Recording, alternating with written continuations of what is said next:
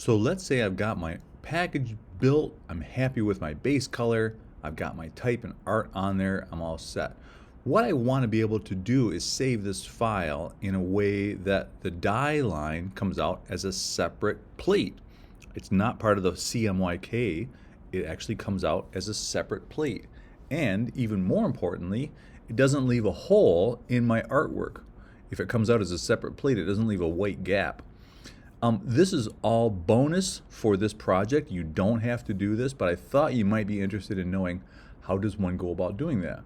There are two things that have to happen. Number one, you have to make it a separate color so that it's part of, it's not part of the CMYK palette, it comes out as a separate spot color. And the second thing you have to do is make it invisible to the artwork that's on there. So here's how I'm going to show you how to do that. I've got my two layers locked, these other two. So when I select all, the only thing that gets selected is the die line. And right now you can see I've got it filled with a magenta color. That's just a regular CMYK magenta. I'm going to duplicate that palette. I'm going to duplicate that swatch and double click that one and say this is my new one. This is my die line color. And I'm going to make it, here's the trick, I'm going to make it a spot color. So what that tells the file, no matter where I save this now, is that that's a different color than everything else.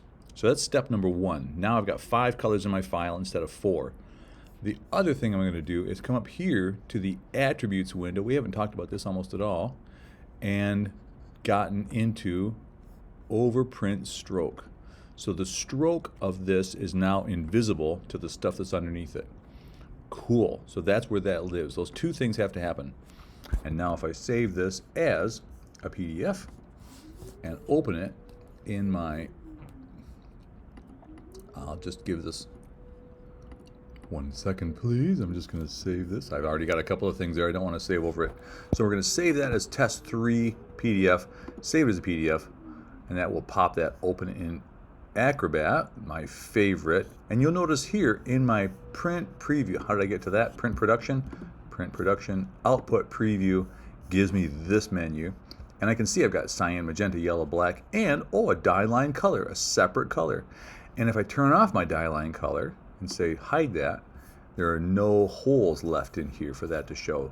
So perfect. In other words, I'm exactly where I wanted to be. Hope that helps. As I say, this is bonus for project 3. But I thought, you know what? You paid for the whole darn education, you might as well get it. See ya.